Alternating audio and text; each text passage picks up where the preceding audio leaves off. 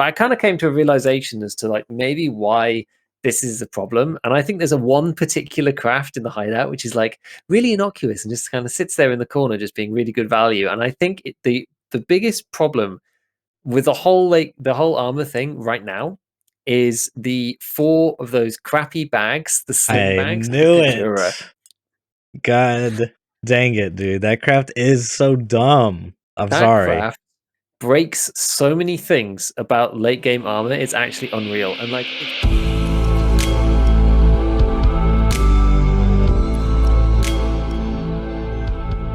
Welcome to ScavTalk, an Escape from Tarkov podcast with a focus on the continuing development of the game, passionate analysis, theory crafting, and general gameplay discussions.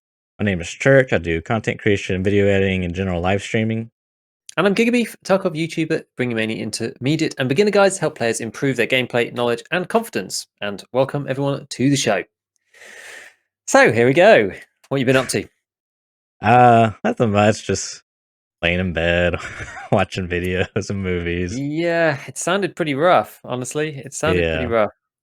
For those who don't know, when was it? I think it was like last Tuesday. My dad tested positive for COVID-19, and the following day I started feeling kind of sick as well. And it turns out we all have COVID.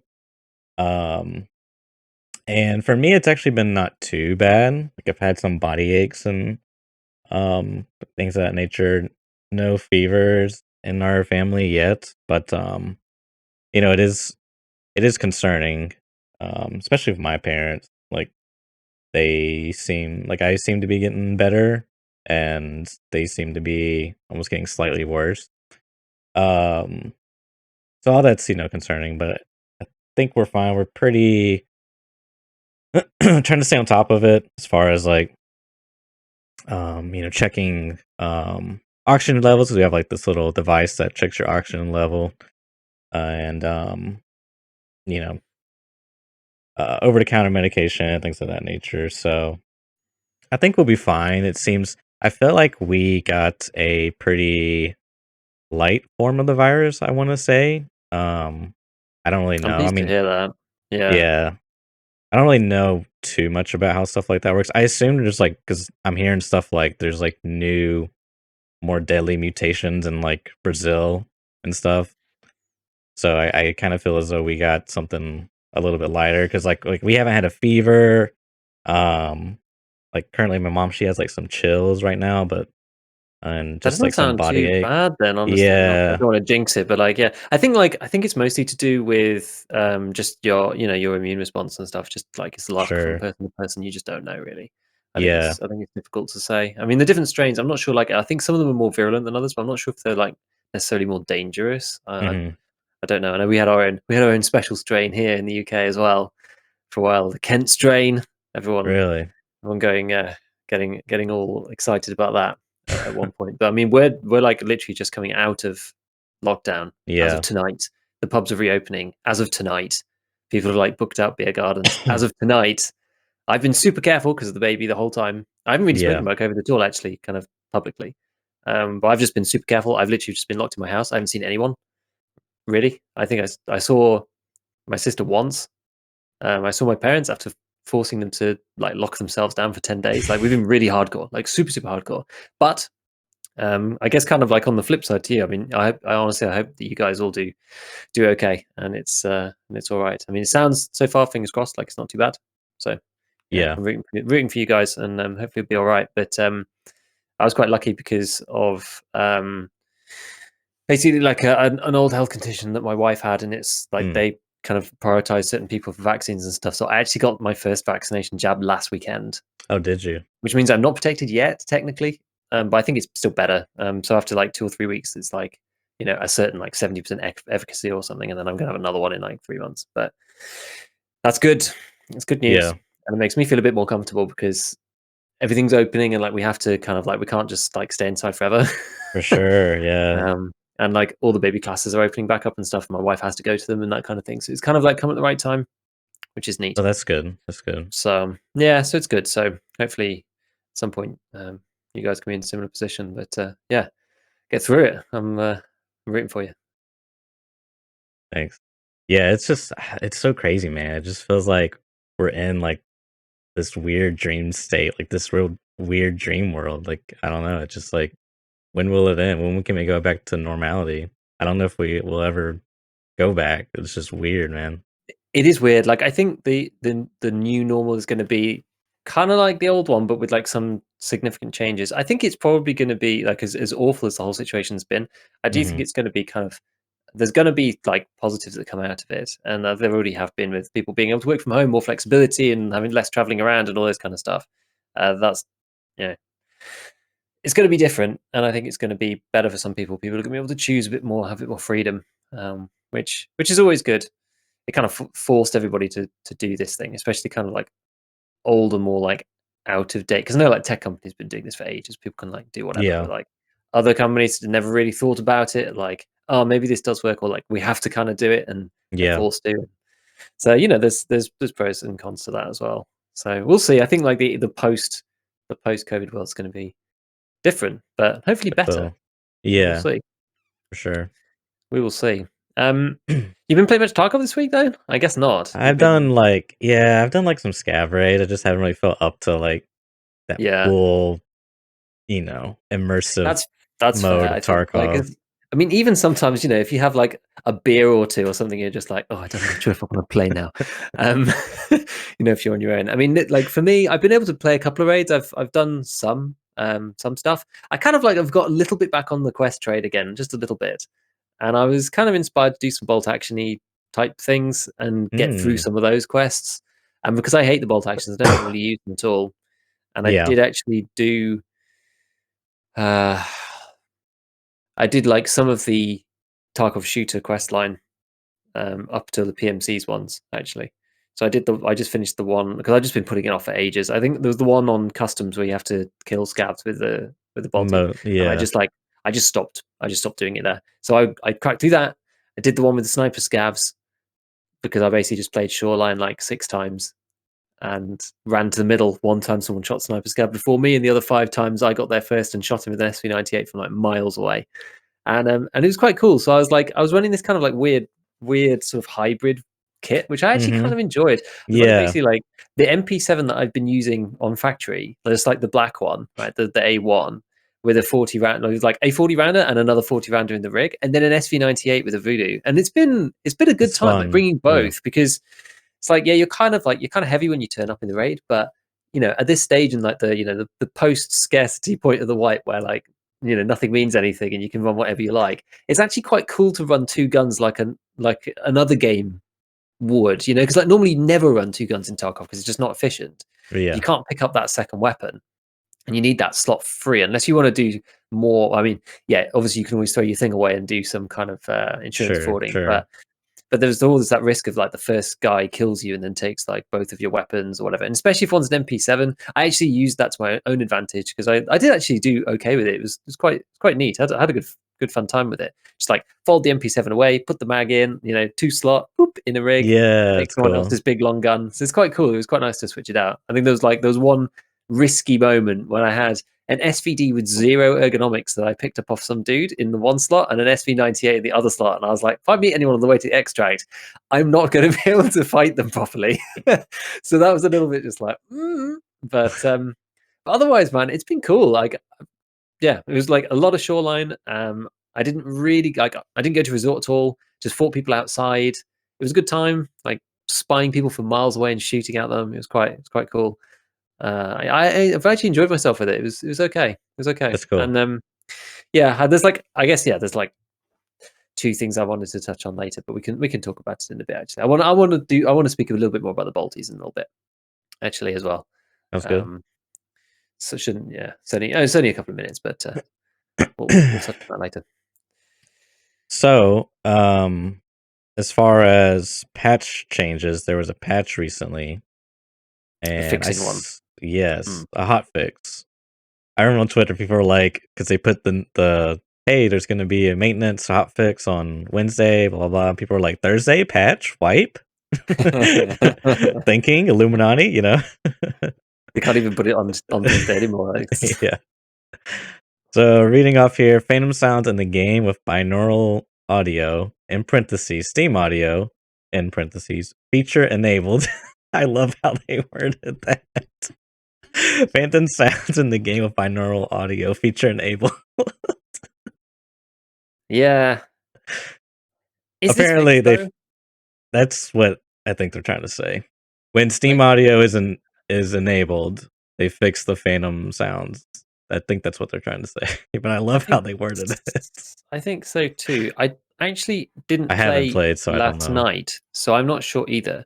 Because as I said, I was getting one singular footstep Mhm. on load in. And I actually did one offline raid where it was just like steps everywhere. I was like, oh my god, this is actually insane. But yeah, in real raids, I've only had one. So hopefully that's fixed. We'll see. um, Improper anti-aliasing when TAA option is disabled. I thought that was interesting. Okay. I remember doing some tests back in the day, and I almost felt like you barely lost any performance for turning like TAA on or whatever the different. There's Mm. another one. Um, Yeah, is it FXA as well or something? it I might can't remember the be, different yeah, ones. I can't remember. Might be SMAA. I don't know. There's a lot of Maybe. different ones. Anyways, I can't remember now. the flickering. They fixed the flickering. Flickering shadows at sunrise and sunset. So apparently the shadows were flickering. The big bright Is this light. the flashing or is this something else? This must be the I think flashing, that that's what actually. it is. Yeah, It must because be. I got that really badly. Yeah. you were saying it was happening on Shoreline a lot when like the sun was rising slash Mhm. setting. So I think Yeah. that's what that was. Yeah. It was honestly, it was like flashbangs going off across the map. Yeah. I remember seeing them, but I just thought it was like a flashlight going through a wall. But so that's pretty interesting. But like that'd be interesting to. It's always like how did that even happen? You know, like I know. how did this? Yeah. Um. It looks like there's some Hideout Visual Bug Fix with first person, whatever. Throwing. Okay, this is yes. Throwing grenades through windows. Grenades cannot break windows on this server. This happened to me like last week. I literally was fighting a guy. I didn't realize I killed him outside of like West Wing, where you like jump. You know how you jump through like the fence, and then there's like this shelf ramp and the hole in the wall where you go Yeah. through. Yeah, so I threw the window or threw the grenade at the window. I hear it break the glass, and like I'm aiming dead center at the window, and I'm like kind of like just running back and forth because I was like indecisive on where I wanted to position myself. So Mm. I'm outside, and then I just died to a grenade. I'm like, what? And we watched the clip, and it's like impossible for it to have not gone through the window, right? And I was like, guys, um, I feel like this is a server versus client side issue because on my client, it clearly went through the window, but the server is like, nope. Yeah. But the problem is the server doesn't say nope straight away, right? So you see it go through the window, and then it's like Yes, a it's a big good, like, delay. and it's not even that quick. Like, and that kind of It's a does go to show big some of the delay. issues on the networking. But it's like I've definitely seen ones before where someone's like inside, right? And they Yes. throw a grenade outside and it goes smashes off and disappears. And then it's like boop and just suddenly reappears. And Yeah, I've it's seen like a that. good second later. And then they're like, Yeah, oh, and it's it's like perfectly cut screams, like, yeah. amazing. Because you're just like, oh no. But yeah, like I've definitely seen that before, and I just avoid throwing grenades anywhere It around sucks. doors, windows, anything. I just like I'm very, very Yeah, it cautious happens about on it. doors too, that's a good point. Because And maybe even on door the frames. The server might have the door closed and stuff, and you just don't yeah. know. It's very scary. Like we were in dorms one time, and that was the one where I had like the finding raid Zabralo, and I think it was actually before I found it. But people are just like, "Oh yeah, just throw it, just like bounce a grenade off that door frame down the corridor," and I'm like, "Dude, I'm not doing it. I'm not going to do that. Like, I'm actually not. It's 50-50 whether it ends up in the corridor or at my feet, and then I wouldn't know where to go because I was Yeah. kind of stuck in there. So I'm just very dubious of them. Very, very dubious. Have you seen the clip? I don't know where I've seen it from, if it was, like, in, like, a compilation or something, but you're, like, inside factory.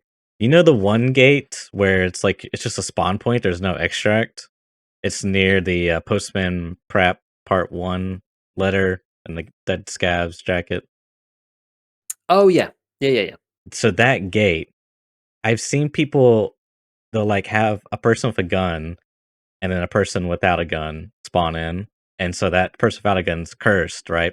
The Mhm. scav's charging them, and instead of going through the doorway, he just power slides through the gate Oh my god. and appears on the other side. Yeah, I know. I was like, "What? How is that even possible?" That's so like bizarre to me. I wonder if that's like some weird server client Yeah, side thing. Like that's so weird to me. that is I, super weird. I don't know. yeah, I don't know. yeah. I just thought of that when we were talking about this, That's cool and though. That's good that it's fixed. I'm super pleased. yeah, I'm super yeah. pleased that that's fixed. We'll see. We'll see. We'll have to test it. I have my doubts. Another Cool. thing that's interesting, maybe we'll talk at a different point, is remember that raid we played together where the Yeah. servers were like, so I've got it synced up. Like it's really hard to sync up because I don't know where to sync it up at. Do I sync it up at the timer? Do I sync it up at when the screen fades to black? Do I sync it up at when the raid starts? Like once like the visual and you can see like the timer of the raid, you know? Like there's so many points to like sync it up at. Do I sync up the in-game audio? But I think I got it synced up pretty close and Mhm. it's really interesting. I want to like yeah, I want to like touch it up and then send it to you and let you watch it cuz it's I can literally see on my screen, I'm shooting at the guy, and then it switches like it's like a split screen view, and then on your screen, pan over to the guy, and you can see my bullets missing him and hitting like the background around him, and it's like trailing behind him. It is so mind-boggling of like what's going on. And then at one point, I unfortunately I don't have the like you're, like, out of frame on my screen, but you, like, Yeah. teleport, but it looks like you never teleported on my screen. It was just, like, you had to, like, catch up to whatever it's so weird and interesting, dude. You gotta see it because it's, like, super, like, "What's going on here?" That's cool. I think, like, the in-game audio is probably the best sync. That's kinda what I'm I would thinking think, too, but I because don't that's know. probably I mean, there is gonna be some latency there, but it's not gonna be very high, I wouldn't have thought. Like, we probably only have, like we're what, like, 100 milliseconds between us or something, I would Yeah. guess. Yeah. So, that's probably okay. Um, I mean, otherwise, yeah, I don't really know how you just how like, Yeah, it's what's the source of tricky. truth? I What's the source feel of truth? like once the screen fades to, like, the, um what did I do it on? I can't remember. It was You do it something on, like, like the open like, when we both load in or something? see, I did that, and then it didn't Did feel that just not right. work? Hmm. No, it was off, like, because I'm using our Discord audios as well to, like, Yeah. fact checked it, and if you're talking on my headset when you're also talking in the footage at the same time, like, that can't be right. There would be, like, some Discord delay, right? For the, Some, like, yeah, the but I mean, not a great deal. not a great deal, but like, whatever I have it on now, I have to go back and check, but, like, we're both Okay. delayed. Like, so it's like, okay, that feels pretty good. Right? I feel like I can trust that, but I can't remember what I synced it up on. Because I tried Guess you syncing could it up also on when we invited and accepted. I tried syncing up on, like, when you hit start the raid. Like, it's just, like, so many oh, I see, things. like, beforehand when yeah, you almost yeah, I don't Yeah. know, actually. That 'Cause is the quite timer interesting. doesn't feel accurate. Like, your timer, when you're loading into the map and my timer, it feels, like, off. Like, you stay at 0 longer than I do. You know what I mean? Hmm.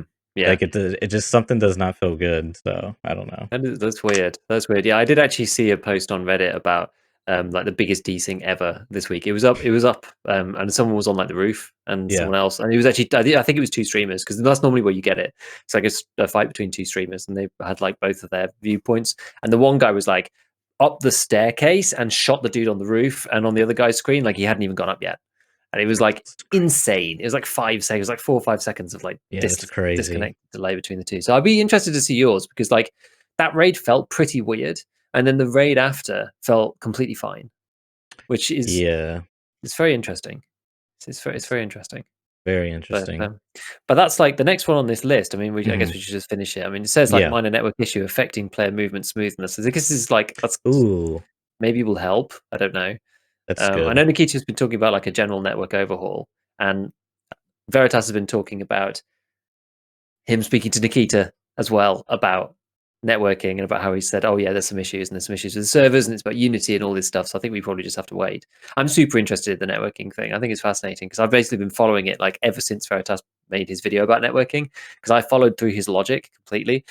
This is the stuff. The thing about like Veritas's content that I always really like is that I can like see where he's coming from. Like I feel like in some ways, like we've kind of, I don't know, I appreciate like the analytical mind that he has to go through these things, and like, you know, he's advocate of the scientific method, and so I can see kind of like where he's coming from, like how he comes to his conclusion, and then where he's like, well, here's my evidence, and unless you have like other equal and, you know, offsetting evidence that's like of greater value to mine that shows a different outcome, then I'm going to believe I'm right until you know, bring me something else, which I think is actually fair enough. And he's been talking about this for ages, and it sounds like finally there is something to it that's being looked at, or you know, Nikita said, "Oh, maybe it is this," or someone in the networking team's found it. Who knows how it really works over there? So I'm excited for them to fix it, because yeah, Yeah.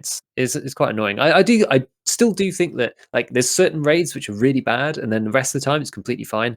And when I'm solo, I don't find it that bad really.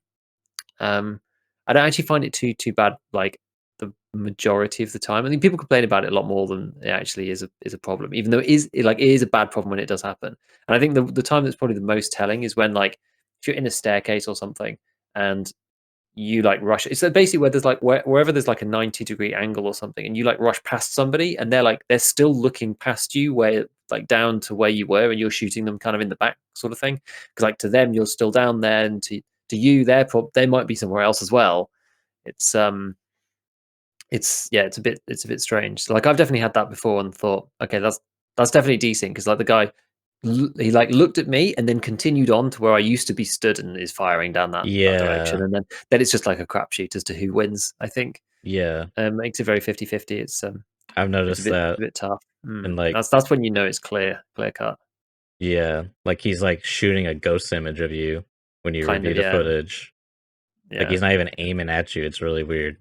What's really annoying is like the movement sometimes can be really, which I'm hoping is what they fix. And I think what you were alluding to a bit is like just like their third person animations are like just not smooth all the time. They're like sometimes they're like jittery, like they'll like be freezing and then they'll just like speed up rapidly. Like it's really weird sometimes. Like these, I don't yeah. So know. maybe like without actually doing anything, maybe they've just like improved their interpolation or something, so they can like, Yeah, you know, smooth out those movements a little bit, rather than just being like, here they are. Oh no, now they're over here, and you know, and it's kind of makes them zoom and do weird stuff.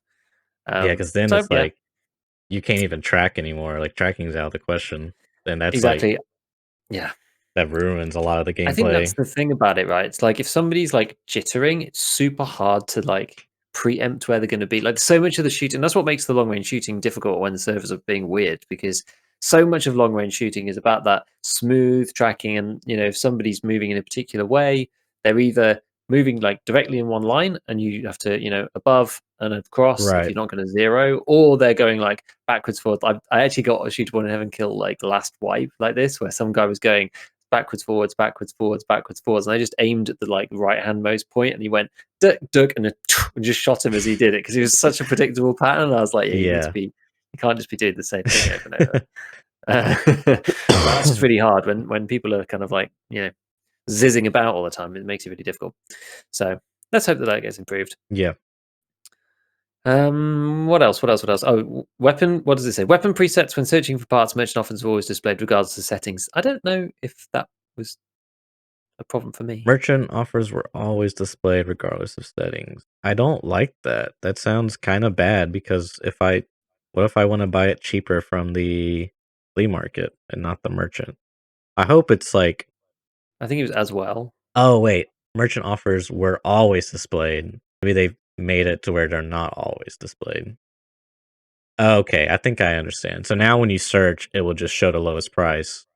Because Rather it than used just to like, only traders, it would default yeah, to and you only would have traders to there. like unselect To traders. unselect the thing, and Yeah. sometimes it's Okay. hidden behind the button to do the thing, and Oh, like, that's so oh my god, the annoying. worst thing ever. And you have to Yeah. uncheck something else, like uncheck barter Yeah. trades to get the filter to move along. You're like, people by God. design, Yeah. please, please. Fix an exploit that allowed players to climb the roof of the mall at interchange. Now this Gross. this was the one that caught my eye because I actually didn't even read the grenade one because I was so caught up thinking about people on the roof of interchange that I just thought it was so funny. Like when I read it, it just cracked me up. I don't know why. There's something about it really tickled me because firstly, I don't play interchange very much, so I don't Mhm. see it happen. And I just kind of had this like mental image of people just like romping around on the roof, just gunning people down at like Emacom and stuff. Just like, oh my god, how abusive that would be to be able to like watch over an entire corner of the outside or the entire frontage without having to like be inside the mall or in one of those stupid towers or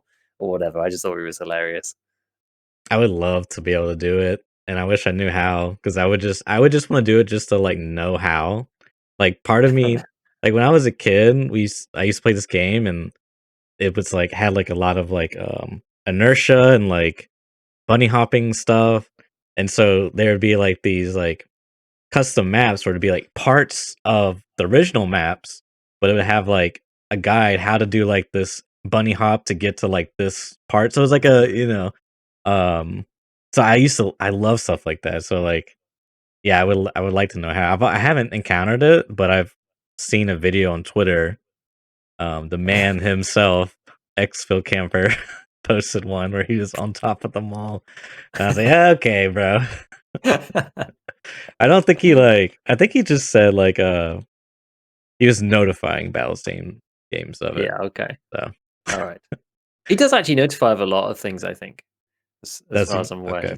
he's I think he's I think he's okay like that. But yeah, that's good. And then yeah, a few minor issues were also fixed. Good to know. Alright, I yeah, love that one. That's like my favorite kind. that's Just good. random things. They're now resolved. Doesn't matter what they are, but they're fixed. When do you think the wipe's happening?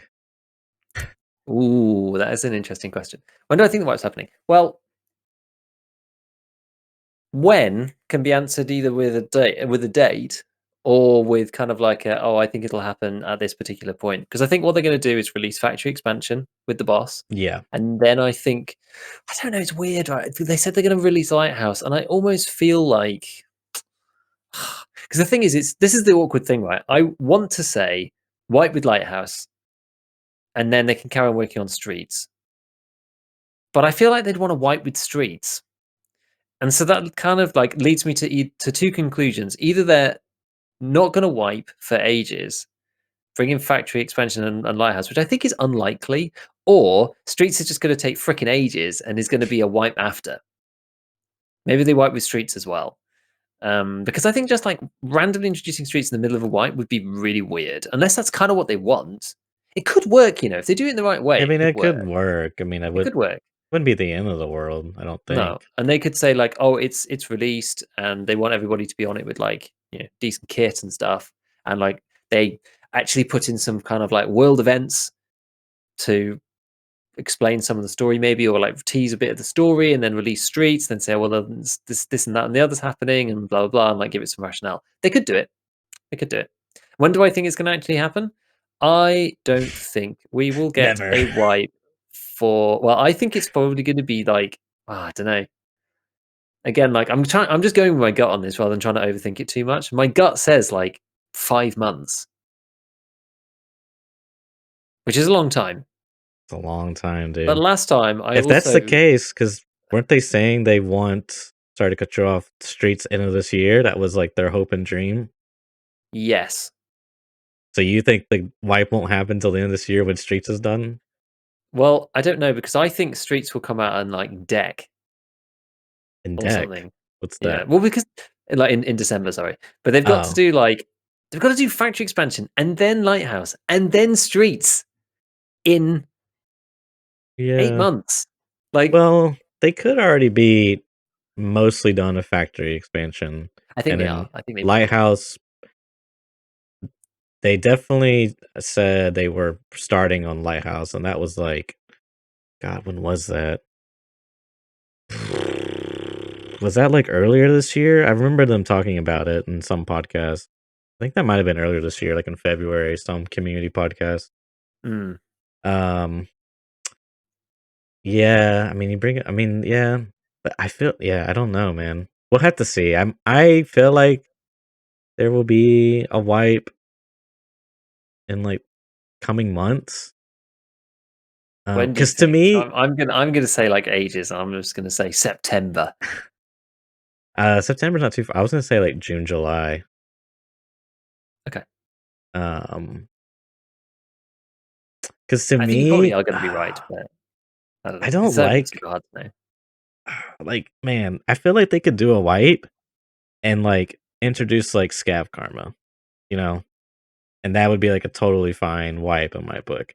But if you do a wipe and you just, like, add a new map and that's it just feels like they're wiping the game to get more people like, "Hey, here's new content. Also, wipe," and everyone's like, "Oh my god, wipe, let's go check out Tarkov again." You know what I mean? Yeah, I yeah, like I wish they would do more wipes where it's just, like, completely new mechanics or depth, like a whole new structure added to the yeah, game for us yeah. to test, you know what I mean? Like, Exactly. legitimately. So, Yeah, I agree. like, I'm I trying to agree. think what would be a good one that they've talked about. Like, okay, armor plates, like hit zones. That would be like the perfect Hmm. like, game model to like test with a wipe. Because that's gonna affect everything, like economy, people because now like some armor, like maybe a slick is like trash and Zabralo is like the best armor, and like, all of a sudden price of Zabralo like skyrockets, you know what I mean? It's like it could have so many implications on like player choices and whatnot. Yeah, no, that would be a good one. That would be a good one to do with the wipe because that's like a fundamental change. Everyone has to like rethink what they're doing.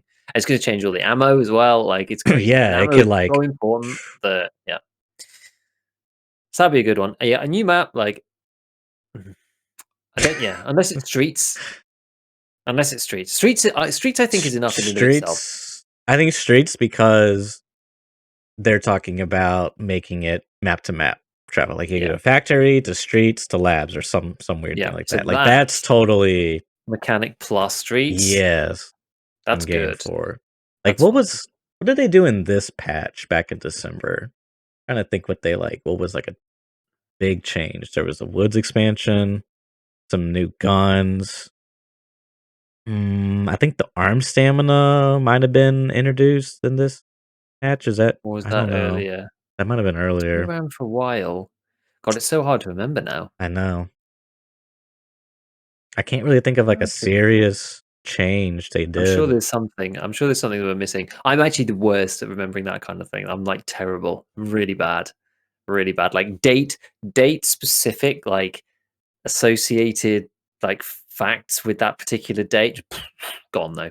Just doesn't. I My brain doesn't work like that. mean, the biggest thing I can think of is like the faction changes where you start with different gear, you It know? wasn't the weight change. No, because that was way earlier than No. that. Yeah. I don't really think there was anything major. They changed some of the levels, like the stashes and like oh yeah, they did change the weight. It was 35. I mean, it was 40 and now it was 35. That was this patch And they changed all the or the big attachments, right? patch. Actually, they changed all Yeah. the stocks It and changed a things. fair amount of All the things. stocks, they mixed up all of the suppressors and Yeah. combos. So that's definitely wipe worthy in my opinion, for sure, for sure. I mean, you have to like redo all your builds. That's kind of Yeah. yeah, it's kind of okay. It That's kind of changed okay. up the meta, what parts you prioritize now. Mhm. Bastion. Yeah, yeah, that one. The level 1 best in slot Yeah. receiver, yeah. Yeah, Level 2 9 millimeter vector that fires 0 recoil. Okay, never forget. yep, seems good, Never seems good. forget. Alright, So, yeah, I that's the guess news. hmm. What, you said there were some things you wanna talk about. Bolt Yeah, so action. I have a couple of things I wanted to talk about that were all there were sort of like it's like a few like disparate little different bits and pieces of ideas. There was like the one about vault actions. I guess like yeah, given that I was talking about that before, is a good place to start. But I'm kind of interested to try out some of the others because I've never really used them because a like you only ever used to use the Mosin, and Yeah. outside of doing the quest, I never used the Bolties. And the only other one that I've ever really used is the SV98, which I actually is the one that I have been using, and it's quite fun. So I'm excited to try out the others. I'm probably gonna. I have actually used the DVL before, but I might use it kind of more in, you know, in seriousness to just give it a go. But one thing that I found that was quite interesting about just the whole experience of running the bolt actions is like, yes, they are on paper and like technically speaking, they are like strictly worse than the semi-auto equivalents because you can't get the follow-up shots off.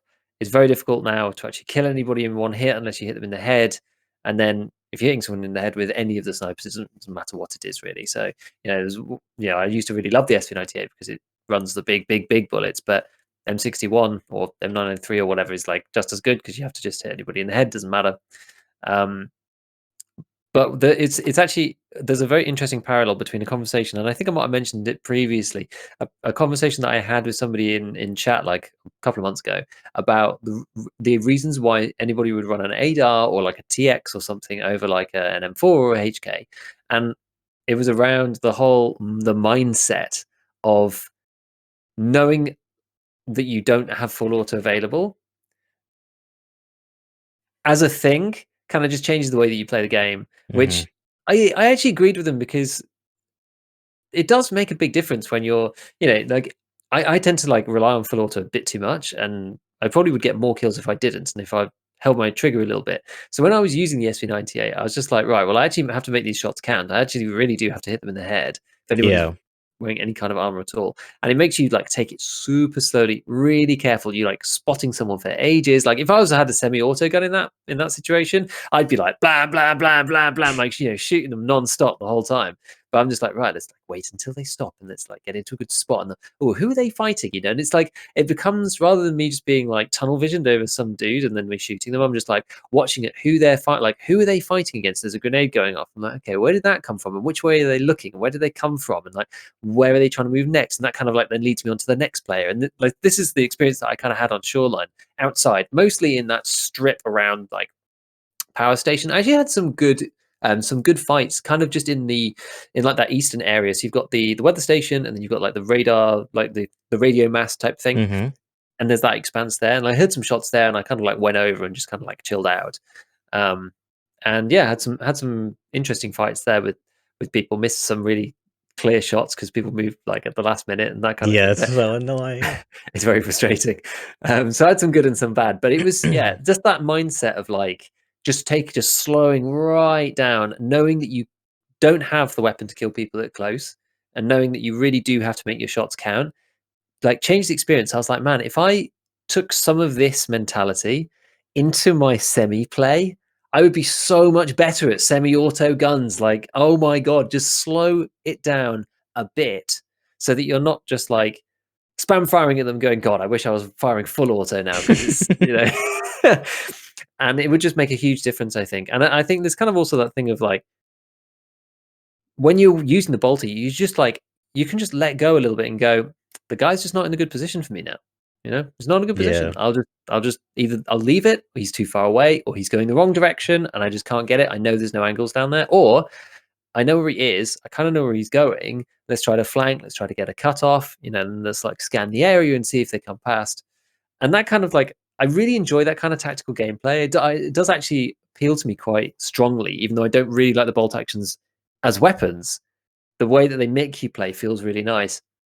And I actually had a lot of fun with it. And as I said, I was running an MP7 as a sidearm, but like it's got terrible MOA and it's Yeah. very very close range. I managed to fluff some shots on some guy who was like not even that far away, in some occasions as well. So it's like really it was just kind of like the pocket burst panic mode, which you do want to have if you're running one of the big bolties.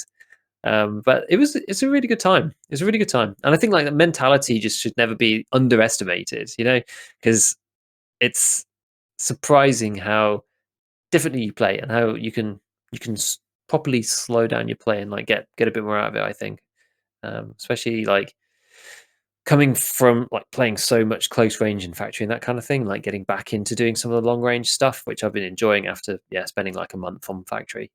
It's been nice. It's been nice. So don't know. Are you like semi auto usually? It doesn't bother me. You do have to, like account for the fact that you're semi-auto unless you have like insanely fast fingers, which I don't. My boomer finger went through too much. Because I'll see like clips, man. They'll have like an M1A, like Gino, I think I want to say, and he'll just be like, just like a Mm. flame emits from his finger, where he's just like spamming the M1A. But yeah, I mean, it's yeah, It's good. It's good. Like the only question that remains for me is like I'm actually not sure because it does seem to be people using both, right? There's like which is actually better, like a 416 with like 905 or something, or like an M1A or like a high ergo SR with like M61. I don't know. Like M61 is like the god round, but it's like just the too HK with good, 905 man. is also really good. Right? And It in certain is. situations, you will win with the HK. Like you can't, like you kind of can pre-fire a semi, sort of, but it's not nowhere near as effective. I think the M61 just feels so good, and it's literally because it's M61 because you have like either semi-auto, full auto, whatever. It doesn't really matter as long as you're just sending that round down range. All you need is like 2 bullets to hit them in the thorax, and they're dead. It doesn't matter what they're wearing. They could be naked. They could have class six, you know. And then if you hit them in like the arm or stomach or legs, like it does a lot of damage. I think it's like what 61 damage, 70 damage the round Yeah, does. I think it's in the 70. Like that's a lot of damage and it's like Got it right generally here. 70, speaking yeah, they're 70. about 700 RPM, most of the guns, like, it's not bad. The recoil is, like Yeah, it is high compared to an HK. It's, like, doubled, but, I mean, it's if you just, like, play the meta and you just, like, mag dump your M61s, you're gonna kill them usually. Whereas, like, the nice thing about the HK is you have that big mag, you have that low recoil, right? So, like, if yeah, you and kinda what you're saying with the semi-auto bolt action things, you have to be really methodical with your shots. If you can like apply that to your full auto gameplay or your regular gameplay, um, you're going to be hitting more headshots. You know what I mean? Because like you're in that mindset where like, okay, you kind of like transfer that mindset into like the full auto where you're just like naturally aiming for their head. So it's like now mhm. you got a full auto laser beam, not at their thorax, but at their head. You know? So Yeah, I think there's definite yeah. value to that. I think there's definitely value to that. Oh, for I think sure. the only one of the only issues between like transferring between the two that I find is just kind of like the initial recoil burst. And I don't want to talk too much about it today, but like just it's one of the things that I've kind of struggled with a little bit, and that's why I end up missing the MP7 sometimes. Is that initial and before it comes back down again, and that's why the high capacity mags are so good, right? Because like the foot you go, you get through the burst, and then you into the stable Yeah. mode where it just Yeah. just lasers people. But it's just like that's kind of the issue and the big difference between the two. So you need to stabilize that to begin with it when you're using full auto. I was like, it's kind of like it's like any game, right? It's like like CS people learn the spray pattern, and in PUBG you just like continuously pull down and you like figure out what that should be for each gun. And in Tarkov, it's like the pull down, like the quick snap down, and then a push back up just Yeah, at the it's end. It's like so and just weird. push it back up. It's like just like and it kind of depends on the gun too. And it's just like I find it like a bit it's okay, but I've got a lot better at it. But it's like It's I weird. just It's find it quite unintuitive. different. Yeah, yeah, and it's like Every game you've played up to this point has always taught you you keep pulling down. This is like some weird hybrid where like your PMC does the adjustment for you, but there's also user input required because obviously you don't want to shoot and like go up and be aiming above the guy. Like it's so weird how yeah, they did that. I don't know. yeah, it's very strange. So yeah, just trying to like Yeah. compensate for that. And then it's like you're trying to do that at the same time with like aiming at somebody's head. It's why everybody ends up. Well, a lot of people just end up aiming at thorax first, and then Yes, because then you naturally kind of just go up to their head. You kind of know, yeah. I So know people who play like that for sure. especially with like SMGs, that kind of thing. Yeah, It's quite nice because like the stable because it's kind of like there's like it's like a range, right? Pretty much every gun kind of acts in this sort of the same way. You have this like yeah, range where you start with your aim point down here, it comes up to here, and then it settles in the center somewhere. hmm It's pretty much always. yeah. It's basically how every gun works. So yeah, it's interesting, but like I still I really do like my full auto, but I don't know. It's just it's good to kind of get a bit of a breath. I feel like I'm like now when I was like getting back into long range stuff, I was like kind of in a bit of a weird spot, like feeling awkward, like scanning the horizon even because I was playing so much factory. Now I feel kind of like sat in the middle of like all these things. It's quite nice. I'm sort of in a. I don't really feel like I'm pigeonholed into any particular play style right now because I've kind of done a bit of everything, which is a nice sort of freeing feeling. Um, which is good. Which I is think good. the worst thing you can do with those quests is like forcing them, like just trying to force them Oh so yeah. hard. Like I've learned that. I mean, like I tried to force Tarkov Shooter Part 8 and I lost my mind with Tarkov. I was like my first raid, I was fighting a 3-man and he one of their teammates killed the other teammate. I was so mad, dude. He Oh, took the kill from me, dude. He that's killed so his teammate. annoying. Yeah.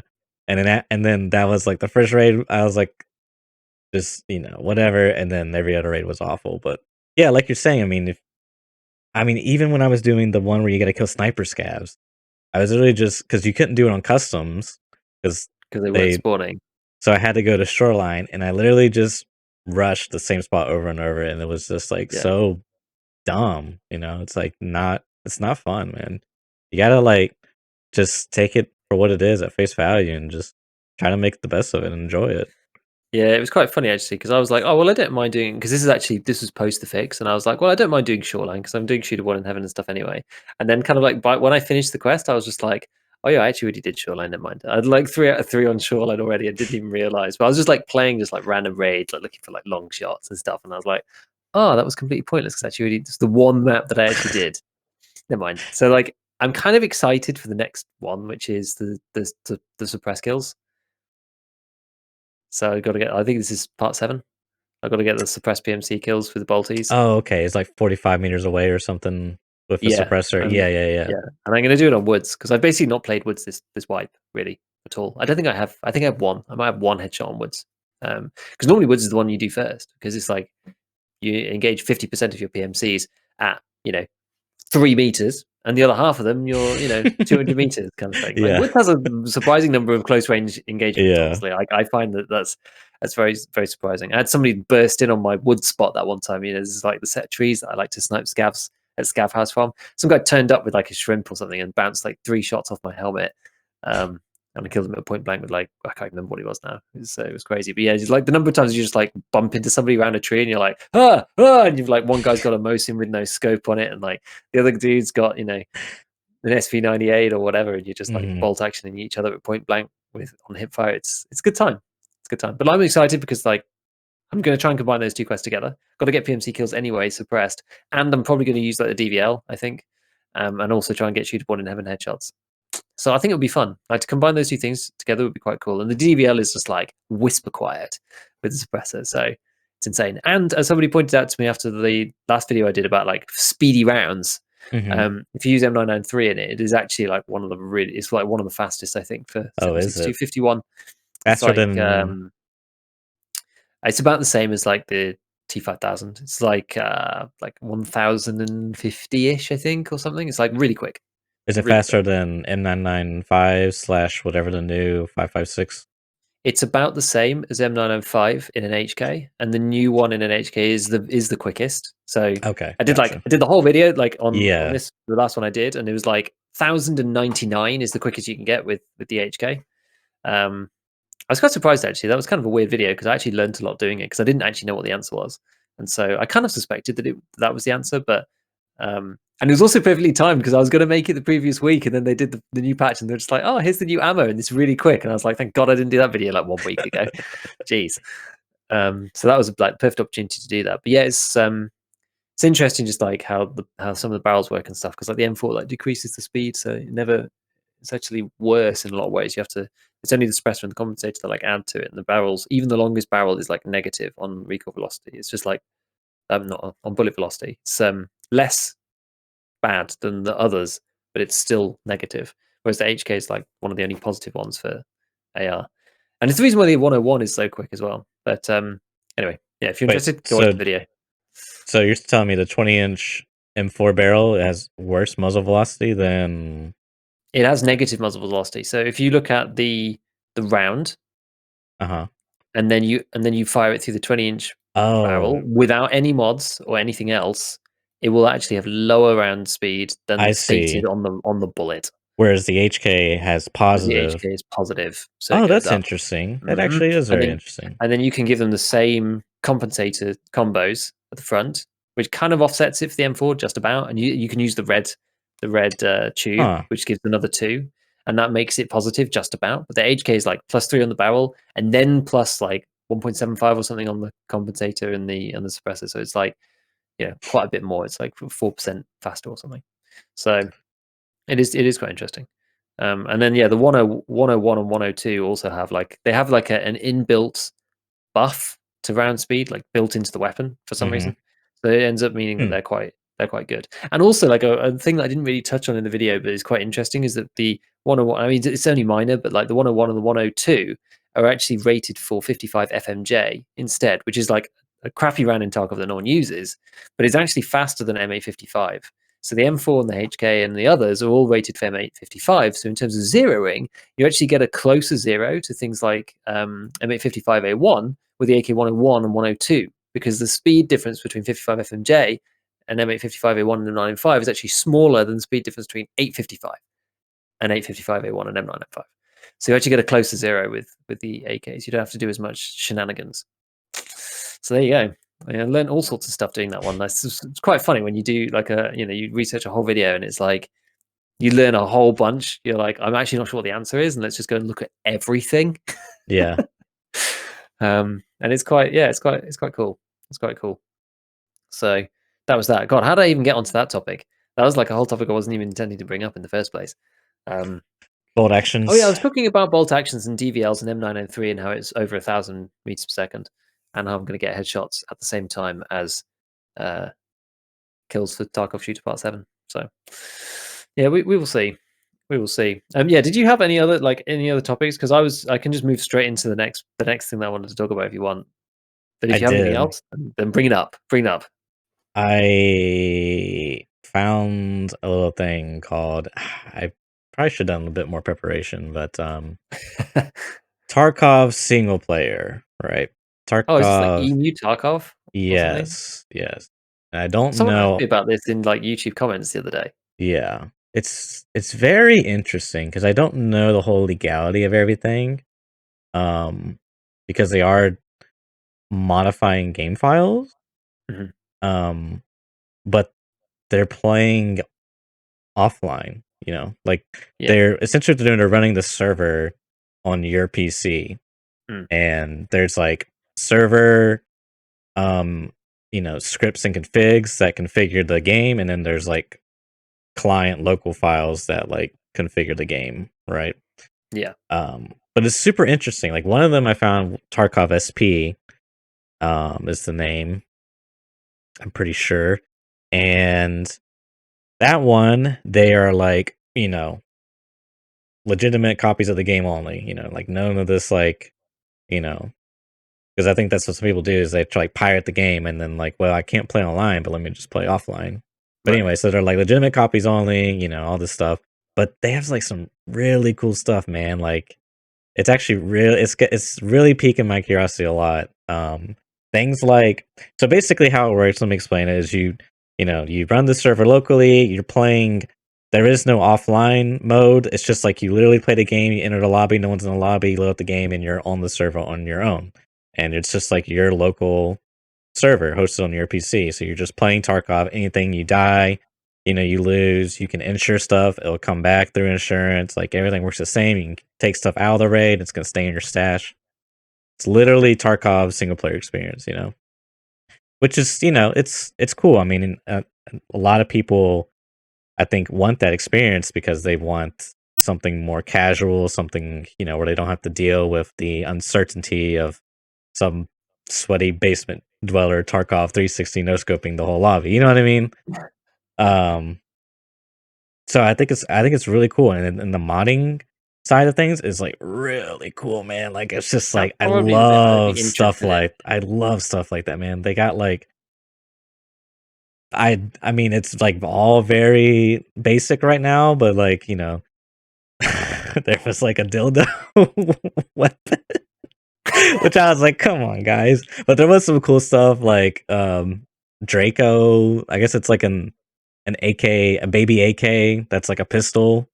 That looked really Okay. cool. There was like mods where you could like slap any other AK mod onto other AKs. So like the Zukov stuff could go on like the AKS 74 UB, and like you could put like the hexagon, um, uh, what is it? Hexagon Like handguard. the handguard thing. Yeah. Yeah, on like the baby AK, like all this stuff. I was like, oh my god, it looks so cool.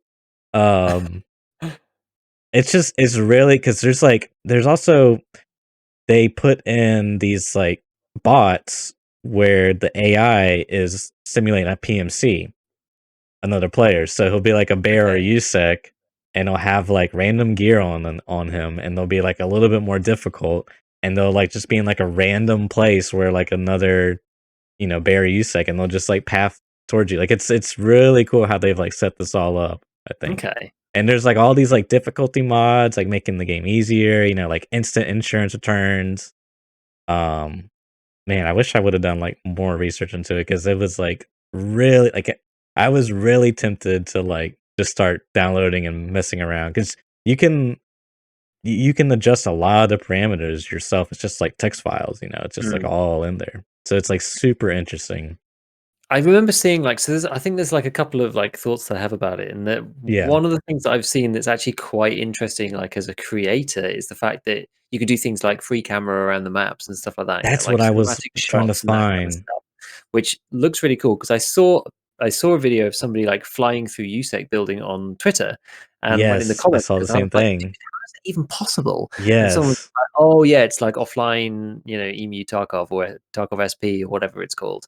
And I was Yeah. like, oh, that makes sense actually. So like for things like that, and like somebody asked me in the YouTube comments the other day, just like, what do you think about offline Tarkov and offline mode, all the actual offline versions of the game, that kind of thing. And I was like, well, like I wouldn't want to play it the whole time. I think it's kind of it not having PMCs there makes the game really boring and makes the game really easy, for me personally. But for doing things like testing stuff out or like figuring out how to, because I use offline mode fairly regularly just for either like the random practice. If I only have like 5 minutes, I'm waiting for something or whatever, and I might just like load up labs or whatever and just run around with an MP7 shooting raiders.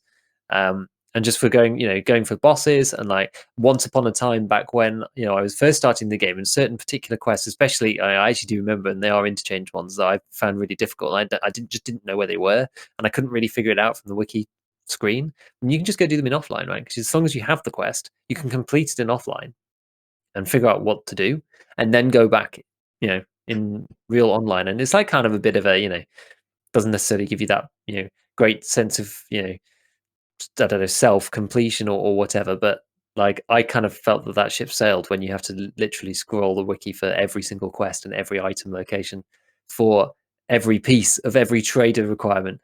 Um, so that ship had kind of already sailed for me, so I wasn't really that bothered. So I was like, well, look, if I'm just going to get shot like 5 times in a row by random PMCs, I at least want to know where the item actually is. So I'm not spending half my time like just trying to find that rather Yeah. than like looking for people, because that was also when I was very bad, and so it's just very difficult doing all those things at once, right? It's like especially if Yeah, you don't even know for the maps. sure.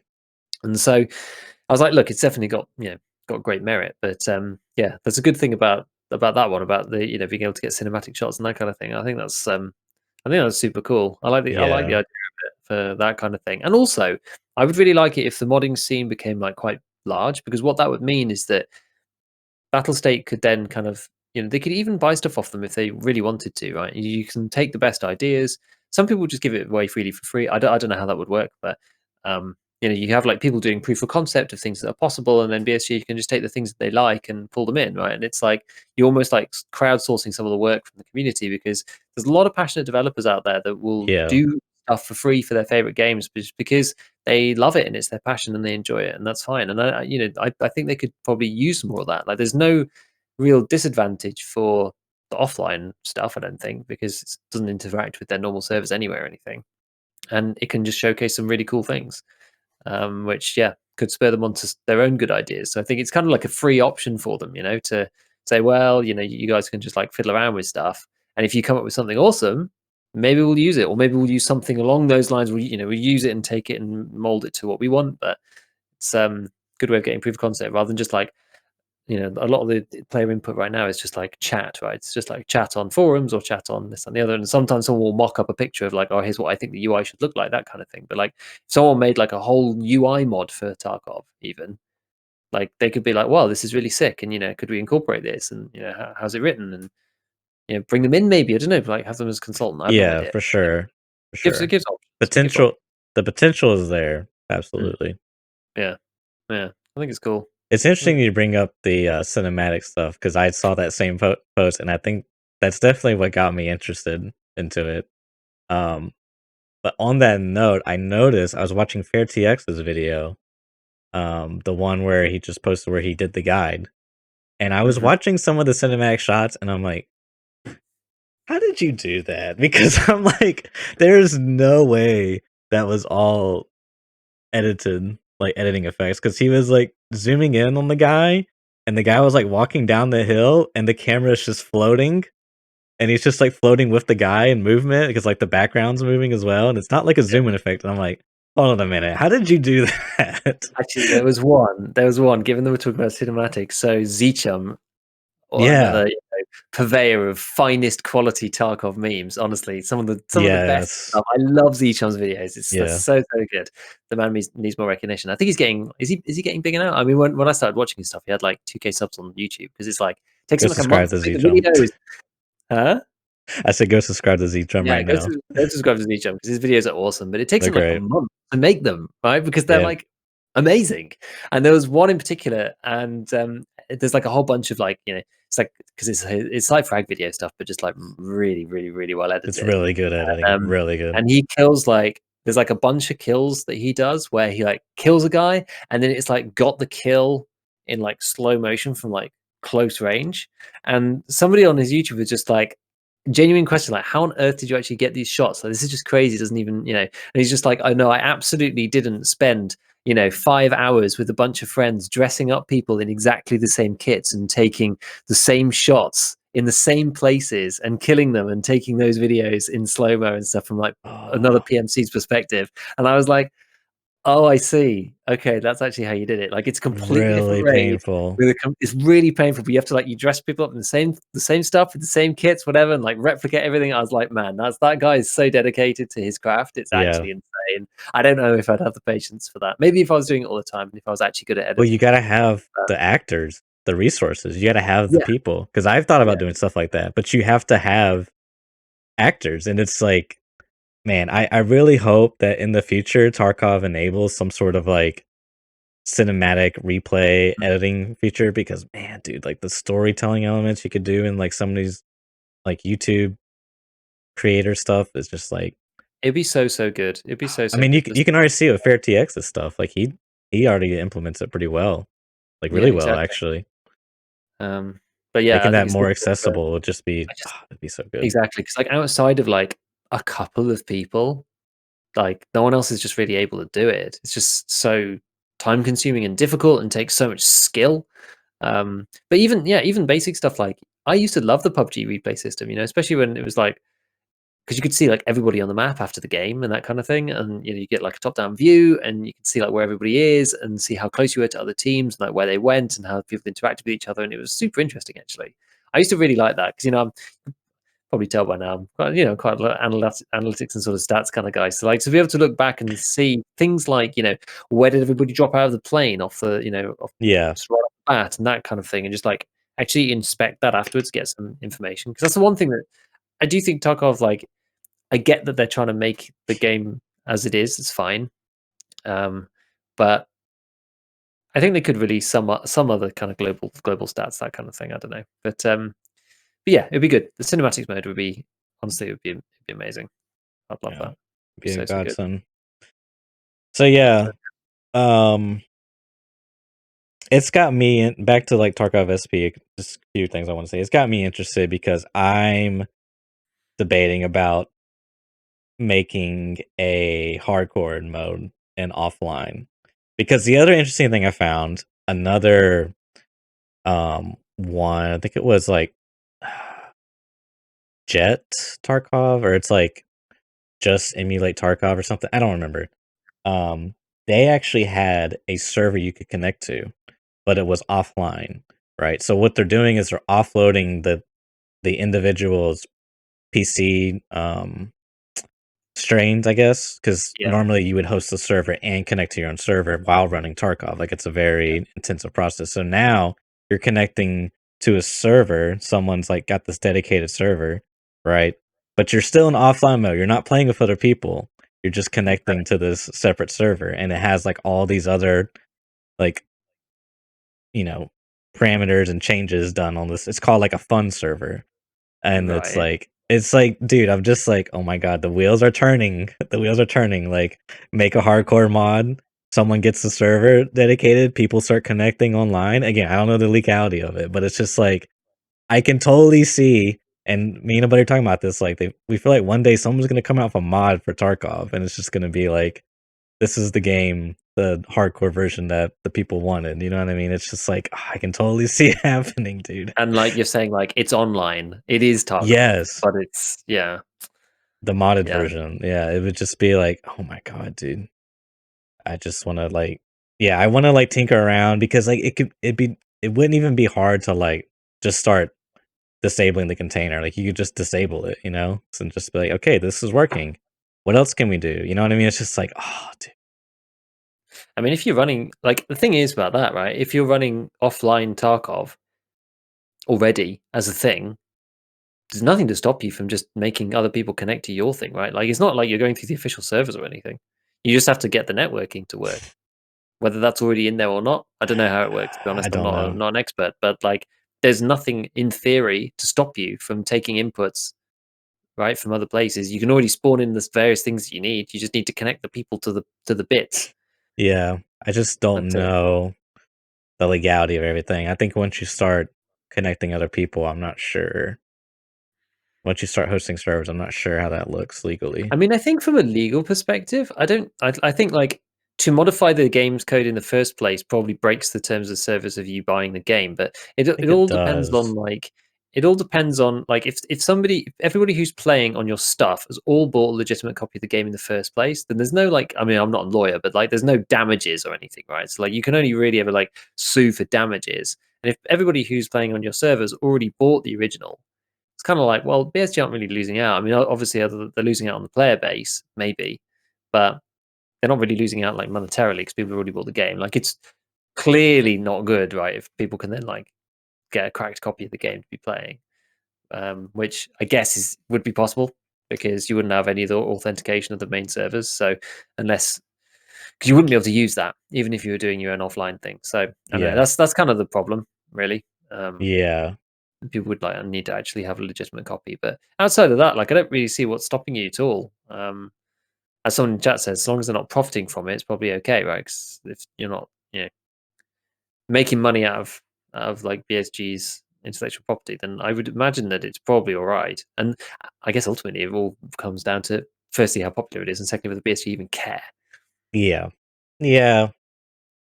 It is all interesting, though. I will say the one that I liked and looked into, Tarkov SP, it they, like, were very strict on because they're not actually emulating the game, they're taking your own game, like, you make a copy of your game files, Hmm. and you literally use the launcher and everything, but it's, like, all these extra programs that, like, you log into, like, a fake account, like, it's all very, like, super legitimate, so it's if you don't have the copy of Tarkov, you can't actually use their Yeah. software because it all uses the actual game files, so Hmm. and the launcher Hmm. and everything. It's pretty interesting. So, I did want to say lastly is that, if you look into this, do it at your own risk. Do not download sketchy stuff from, you know, untrustworthy sites. Yeah, do it at your own risk. Don't come back saying ScavTalk podcast told me to do this, and And I now I got have a banned. virus. Yeah, Yeah. Don't do this at home, kids. yeah, exactly. Yeah. Cool. Um. Well, should we do another topic? Or should we If wrap you it up? want, I'm I game. actually don't know. I don't know. I don't know. Maybe we do one more topic. Maybe we do the other topic that I had kind of like Go I for it. had scheduled, and then we'll wrap it up. I don't want it to go on like too long. Um, Yeah. So five the other hours thing, later. I know it always ends up that way, doesn't it? Yeah. The other thing that I want to talk about, which is kind of like it's kind of its own thing. So it's like not really related to what I was talking about before, but was about late game armor, and I was Oh like yeah, thinking a yeah, lot yeah. about I'm thinking a lot about late game armor the past like couple of weeks in general, just about how like slicks have become way more popular, and even like the really good stuff like the ACPC is all over the place, and like tactics are freely available, that kind of thing. Like I know that we've had like ridiculous Bitcoin economy and all this kind of stuff, but I kind of came to a realization as to like maybe why this is a problem. And I think there's a one particular craft in the hideout which is like really innocuous and just kind of sits there in the corner, just being really good value. And I think the biggest problem with the whole armor thing right now is the four of those crappy bags, the sling I bags for knew Kajura. it. God dang it, dude. That craft is so dumb. I'm That sorry. craft breaks so many things about late game armor. It's actually unreal. And like I've been crafting that for ages now, and I actually ended up with, because it's really quick too, so I end up with way more than I actually use. Like if I was playing full time, I'd probably be just keeping all of it and just doing barters continuously. But because I'm not like online every day, Right.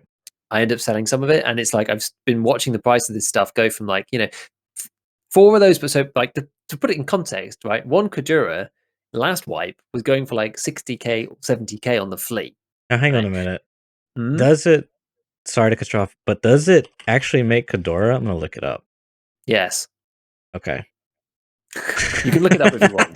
The bags are like Giga's like, yes. the bag the bags are like 2,000 rubles, Oh, it does. Oh my god, I thought it and was something else. you need four of them. So it's 8k, and it makes one Kadura each time. So I was doing this for like 12k, 13k, 14k for a while, using my own for my own crafts, and then selling on the rest that I ended up building up after I built up like a block of like 10 or something spare. I just like sell all of those. And actually, at one point, what I was doing was I was selling my fine raid ones out of the hideout, and every time I would be selling like a couple, I'd buy one that was like listed cheaper, like way down somewhere. Someone just like, it goes like 13k, 12,999, 12,997, 12,996. I'd put one at like 12,995, and then someone's listed one for like 10k, and I'd buy that. To just kind of like min max that and just like make money out of that spread. But that's kind of finished, and like where they are now, I think like you might want to look it up, but I think they're like 25,000 when I last looked. So doing that craft Hmm. was like really good, right? It's like still costs 8,000 to do. They got rid of they've got rid of scav vests from Jaegers. You can't buy them anymore. Like you can't buy really Oh, that's anything. interesting. You can't do anything. Those security vests are like they Found brought and that raid in for the only. Kajura thing. That's fan and raid only. That's really difficult. But these bags can be bought literally as many as you like from Ragman. It's absolutely insane. It And it is breaks all insane. the end game crafts, right? Slick, two troopers, two Kaduras, and four Aramids. Aramids also kind of like, to be honest, Aramids are slightly worse in some ways, I think, because you have to make them out of like Packers or whatever. And like now Packers just don't go for cheap anymore. They're like minimum the Yeah. trader price or higher. And I think there's another craft for them too, which again is like more expensive than it used to be.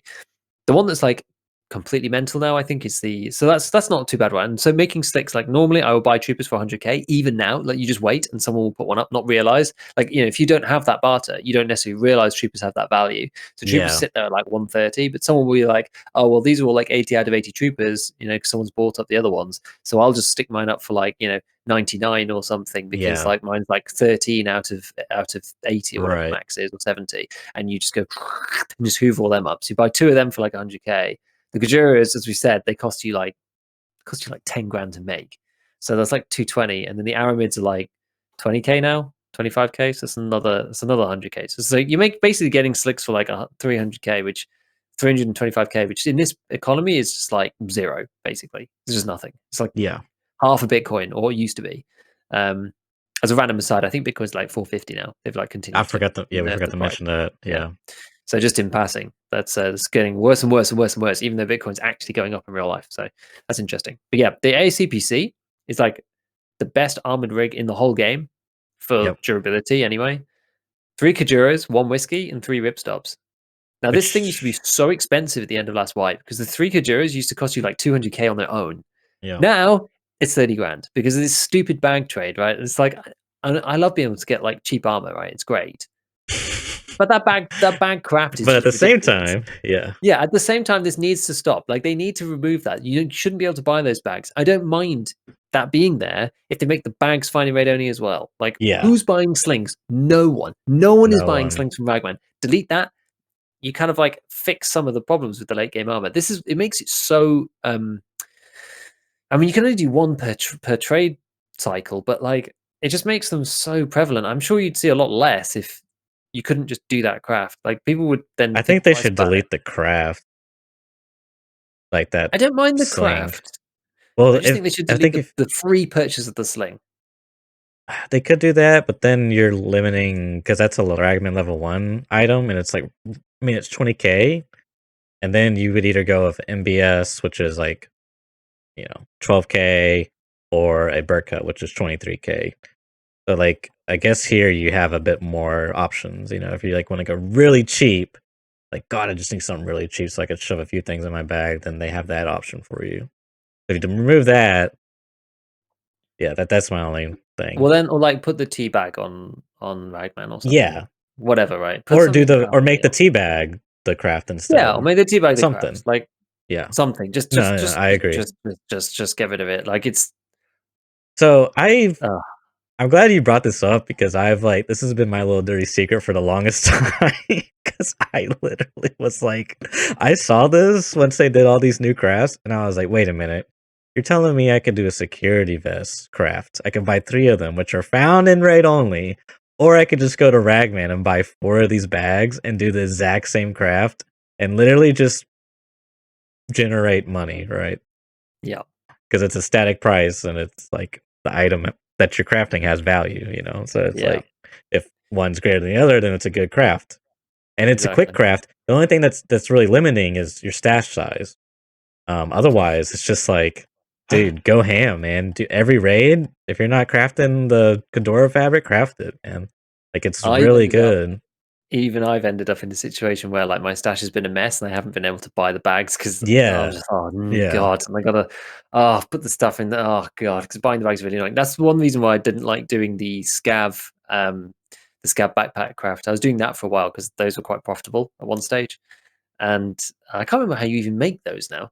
What even goes into that? I haven't done that craft for so long. But yeah, anyway, you get like 2 scab backpacks out of it. And this was before I had any containers, and I was just like, fit the one in here, and oh god, like I think that's gonna work. Like, yeah, it's quite painful. But yeah, craft that stuff all the time. It's good. It shouldn't be there. It's another one It of those shouldn't things that be shouldn't there. be there. I think it's got to be an oversight. I think so. I like it's just The more I short think about circuits. it, It short circuits all the yeah. barters to the in-game armor, and it just makes it silly. And like It's really bad, actually. I'm looking at it. You can buy a wrist with Quadora. You can, sorry, it's barter it's a so bad. slick, the rig, the blackjack, the big Dude, it's backpack. It's honestly really bad. Really it's bad. so broken. It's so broken, and it's such a simple and tiny thing as well. And for ages, I've been just like doing it, and I realized today, just I was just thinking back to last wipe and about how expensive they were previously, Mhm. the Kajuras, because they're not that plentiful. You don't find that many in raid. Yeah. And without this craft, they genuine and like last wipe wasn't as inflated as this wipe, and it was still 70k or something. So I think Kajuras could quite easily be in like the 100, 120, 130 kind of range I without this mean, craft. yeah, it used to be what was the old trade? It was like 2 troopers and like maybe 3 Fedoras, or maybe I it was think like maybe 3 Aramids, then before they changed it. I don't remember. Is it Um, like 3 and 3? I can't remember now. it's 2 Fedoras and Uh, 4 Aramids right now. But regardless, yeah, like you were saying, I mean, that barter used to sometimes save you money, mm, like before they introduced all these crafts where you can make the fabrics. yeah. I used to Um, use it for the AACPC. That's the one I used to do it with. That yeah, was the one that was better because that one's changed. I can't remember what that one used to be, but now it's like 3 Kajuras, 1 whiskey, and 3 ripstop, and the whiskeys are like 40k or something. they've gone up Ripstops a are like little. 20. Yeah, But yeah, ripstops are not that expensive. They're like 20 to 25, so that's like 75k, and then it's 115 with the whiskey, and then the Kajuras are just like dirt cheap. So you can basically get ACPCs for like 150 grand. Mental, yeah, and it's mental. crazy because it's like you grind the trader so you can get these like insane like value barters, and like, yeah, I can only do it one per reset, but like that's not a, I mean, it's not a big deal. Like, I'm Yeah, literally getting this slick for 50% off. That's a great deal. I'm yeah, happy to get one per reset. And it's yeah. like, I don't know, man. The whole system of how everything's interconnected and like you make a barter item or like a barter item is like has its value tied to like both the trader, like what the trader buys it for, and then like what it's used for or what it can be used in a craft for or what it can be like bartered for. That's like it's like everything it's like tied to. And it's just like if any of those things are valuable, then how you originally got it, if it's like more valuable than like the original means of getting it, it's a good thing to do. So you're just always going to do that. And usually that doesn't fluctuate because either it has to do something with like the how it sells to the trader, like cat statues, for example. Like Yeah, they never really the price like is very consistent throughout the whole wipe as because it's far got a as like flea backstop, market. right? Because what? It's got like a backstop from the traders. It can't go below a certain amount because Exactly. people just start flipping them otherwise. Exactly. Exactly. And it's like it never becomes one of those items that's like really valuable at a certain point. It's just like I think it's literally just a barter item and a Yeah. found and ray quest item. That's it. So it's like I don't know, man. Some of these things, like what's something that's like really volatile? Maybe like Um, PSUs or something. like PSU is pretty volatile. Like something like I guess the tank battery, but that's kind of more like white Oh, dependent rather than that's like like volatile in and of that's itself. but that's a good Starts example off starts off because insane and then ends up being like worthless. yeah, that's a great example because it literally has one use, and that's like crafting for the quest, and then that's it. It's like dead. It's dead in water. That's no use. It's like the opposite of the Kadora craft problem, you know? Yeah, Like, exactly. I mean, you could do this craft at the start of the wipe, like literally and make money, you know? Or you could do it like at the end of the wipe and make money. Like it's a huge issue there. It's actually one interesting thing about like because sometimes people go and ask me when I'm going around the hideout, and they're like, "Oh, why do you do like the green gunpowder thing for the grenades?" And "Oh, why do you do the Kadura thing?" And I'm just like, the reason why I do it is because I don't have to dick about on the flea market, like buying Yeah. stuff and like tracking all the prices of everything. Because I buy all of the ingredients from the traders, I know it's going to make money. I don't even have to look. Yeah. And I I love that. like at this point in the wipe, I can't be bothered to look Yeah. and be like min maxing this. Like I love min maxing as much as the rest of them, right? Like probably more than most people, and I can't even be bothered to look at this point. So it's like, why make Yeah. 40K versus 30K when I'm gonna have to spend 5 minutes like searching around looking for stuff? Like I kind of just want to play the game. So I know it's gonna make money. I just put it on. Like one of the main reasons I was trying to do other crafts was to get my crafting level up and to get the hideout management level up, which is still going. It's still going. And I was trying to like flick between two different ones. But like now, again, I'm just what's it for? It's gonna make like it's to make the hideout make even more money. Well, I kind of lost interest a little bit. Yeah. That's like the sad reality is like it all becomes so meaningless, you know? Just like Like the actual yeah, but the task and the job of like going and making money does. But then it's like it kind of like for me, it sort of like frees me up to be like, I'm gonna run two guns. I'm gonna yeah. run like two specialist weapons at the same time and not worry about it because I'm not min-maxing my loadouts anymore. I'm like maximizing kind of like my to make the gameplay interesting for myself, which is cool, and that's like its own special thing for me. I don't know. Like I think other people, lots of people just have different opinions on it, but for me, I quite like it. I actually don't mind playing like super inflated Tarkov, where lots of things are kind of. Well, people say it's very inflated, but honestly, things are quite cheap relative to the amount of money that was in the economy. I think partly due to some of these barters and this kind of thing. But ammo, yeah, ammo is pretty crazy, but I don't mind. I don't mind playing on like a creative mode effectively and just like testing stuff out because I find it interesting. It's nice to be able to run whatever you like and just go for it and just do different things. And I still just do random things. Right? We talked previously about the 45 rounders for the 545 guns, and it's just like why am I not running the alpha rig? Why am I running like the CSA rig or whatever? It's like, well, just because it's in the game and I've never tried it before. Like, have I ever tried to like pack a loadout into the four pockets and the 3x3, the 3x1s and the two by ones? No, let's try it. Do I have any problems with it? Is it worth it? Is it not worth it? And I quite I like testing out those kind of loadouts and saying like, do you run into those problems of I've run out of space, or like when there's like you get like random esoteric issues, right? It's like if you're running two guns and one of them, you're running one with like small magazines and one with big magazines. It's just like, do I run into a problem with my rig if I reload one gun and I'm not looking at my inventory properly? Do I end up dropping the mag from the other gun because I've filled the 2x1 with a 1x1 and now there's no space? And then when I try to reload it, it just goes on the floor and I don't notice, like stuff like that, because I like making sure that like my kits are kind of like robust and that kind of thing. And so that's sort of what I'm playing around with, which is cool. And going from like not really being bothered about looting because like the hideout made all the money, to just having lots of money and just not really being that worried. Like I'll still run the hideout. I know some people just completely stop doing trades in there, or crafts in there, which is not something that I will do. But I just pick the easy stuff and just like recharge the water Yeah, I do filter, the same carry thing. on Yeah, making intel, grenades into the green gunpowder, and then just go and make Kadura because it's like by far the most game yeah, breaking and armor game breaking thing of all time. Of all time, get rid of it, please. yeah.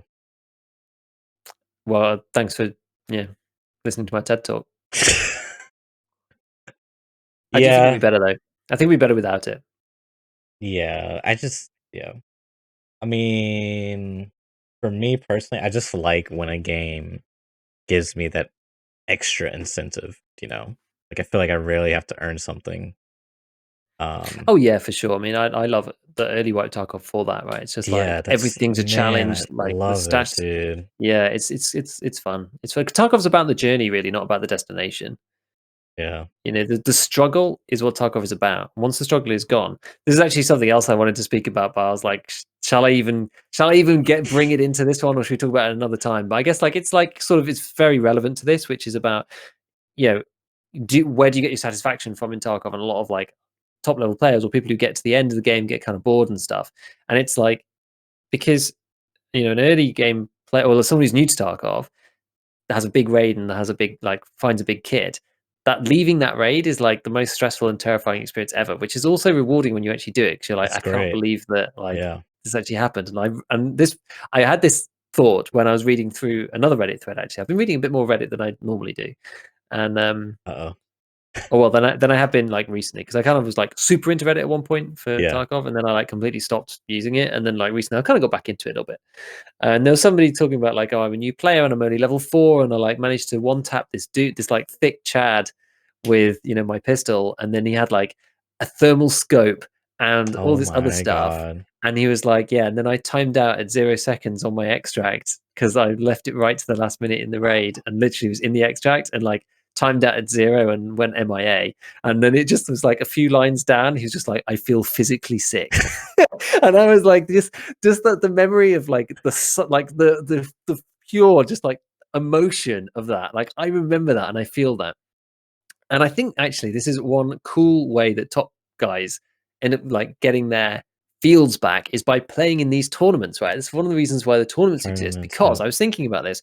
Why do those raids feel so great when you're a scrub and they don't feel great later? Well, firstly, because you can just replace all that gear later on, right? Like once you've kind of like beating gear fear is almost actually like almost ruins the game of Tarkov, because when you're just like, oh, I don't care about the gear anymore Yeah, because I can just go and buy some more gear. Like you fix gear it's fear either true. just by not really caring or by just like having enough resources that it doesn't really matter. So you're like, well, Yeah. I have X number of resources and one kit is this much. So for me, it doesn't really make any difference because I can just buy like 120 versions of this kit. Whereas when you're like completely new, you're like, man, this kit is like 50% of my entire stash value in one go. This is crazy.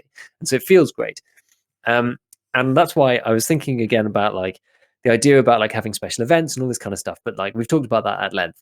But that led me on to another trail of thought, which is about like where do like top level players get their buzz from? And it's like, well, tournaments are kind of like that, right? They're a special event that you can only do once and you can't repeat it, right? And you just have to try and go and do it. And it's for not really for anything other than just for glory and prestige.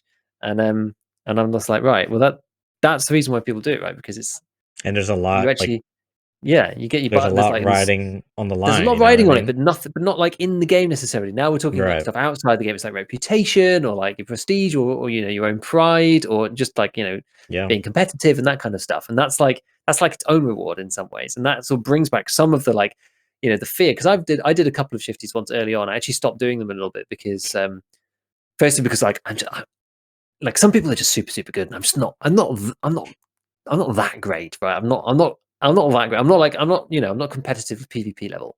Mhm. Um, and as fun as it was, normally my streams are only like 3 hours as well, and like when the event's 3 hours, you have to be there before and then afterwards, and then there's the scoring and all this stuff. I was just like, oh God, this like it drags on quite a long time and ends up taking longer than I kind of had to do it, which I had a couple of times. So I was like, fine, we'll just chill out with them for now. Have my fun with them. But even I was just like, not really expecting anything of them. But you get slightly nervous before, and you're just like, you know, it's like if you're doing a race in school, or like back in like college or university or whatever, and you're like in a competition or a tournament. Like anytime somebody's in that, you get some kind of buzz out of it, and that's that's its own fun exciting thing, right? Because like you can go and do as many raids as you like in EFT, and once you've got enough resources to just do infinite raids with the kit that you've got, the game's fun, but you don't necessarily get quite the same feeling. But like when it's like, okay, well today it's like a tournament, it's something else, it's something special, it's a one-time thing, you can't repeat it. That's again brings sort of some of that excitement back that Brings the I magic. that I felt, going back and doing a few of those tournaments, Yeah, being for like, sure. you know, this is it. Like it's now or never. You got to just like try your best and do what you can. It's cool. It's cool. I think that's kind of like a way of bringing this kind of thing back. I would love it if they had some special events that like you could only try once. I think that would actually like a once a month event where you could only you could only try it like one time with your squad or like or solo or whatever. I think it'd actually be really cool because it would be annoying, if you screw it up, but like it would make it have there'd be proper kind of like stuff, riding on it that you only get to give it one go. Um, I think it'd be fun. I think it'd be cool. But yeah, I know. I was just thinking about that. That was just like a random thought I had about like bringing back that kind of like the excitement of I think the same could be said for like hardcore challenges or any type of like yeah. challenge based thing, snowball challenge, whatever. It sort of Mm. brings back that intensity, that meaning to your raids and gameplay. And yeah, I hope that one day Tarkov will reach like a state of like Nirvana or something where the there will always be a gear fear throughout the game. Like they could just match the average player's progression, skill level, hideout crafts, profitability, all this stuff to like very controllable average means and measurements. So that way it just like there would always be like, oh my god, this guy is geared, or I just found this super valuable thing. Like that feeling just will almost never go away. That'd be like the perfect state, dude. I don't know if that's achievable. I think it would help if you got rid of a lot of these things that just are infinite pools of continual cash flow, if you will. Yeah. So, Yeah.